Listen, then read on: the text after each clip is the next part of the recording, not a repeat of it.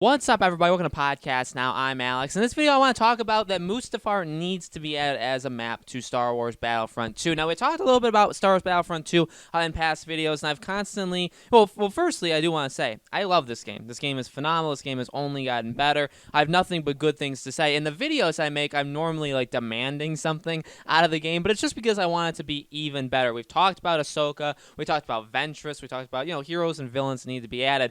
Maps and stuff like that. Now, I know skins are a big thing on everybody's mind, right? We need villain skins, and villain skins are coming, stuff like that, and that's fantastic. Maps are another thing. I think that the maps are pretty good in Battlefront 2. I think that there are some notable exceptions to them, or notable things that are just not there that probably should be there. And one of the biggest ones, in fact, the biggest one in my opinion, and one that I think has always been on people's minds, is Mustafar. Now, I guess jumping to the end of the story in a more depressing way is, do I think we'll get Mustafar in Battlefront 2? No, I actually do not. I do not think Mustafar is coming for. I feel like their plan of attack for Battlefront 2, or what's left of it, doesn't involve Mustafar, doesn't involve Episode 3 kind of era time. However, I think Mustafar is something we can get in a Battlefront 3.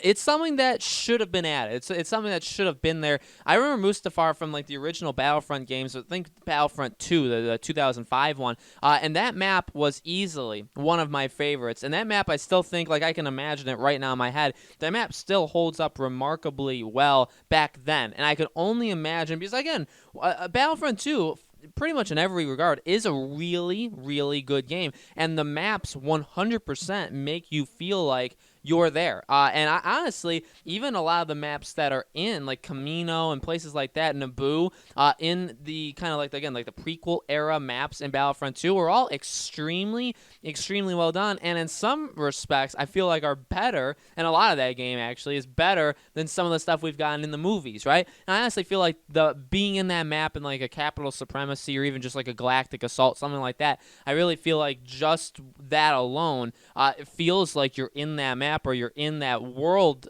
because actually, really, right, because every place is a new world.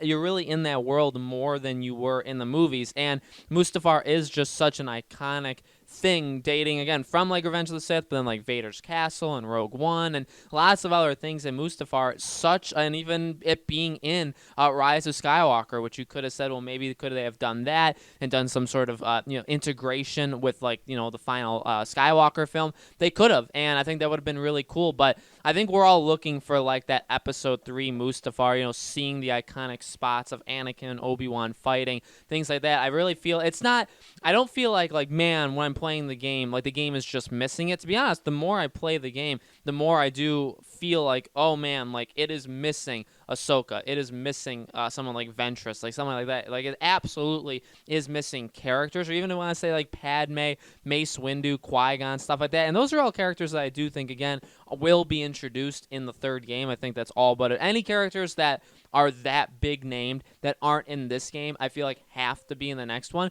But that goes, I really feel an extension that goes to the maps as well. Any big map that wasn't included in Battlefront 2 that is really, really noticeable, I feel would make its way to a Battlefront 3. It just, again, it's not something that when I boot up the game, I'm playing all these maps, because they've added maps. They certainly have, and the maps, again, are really, really good. And I think there's still something to be said about the maps, even at launch.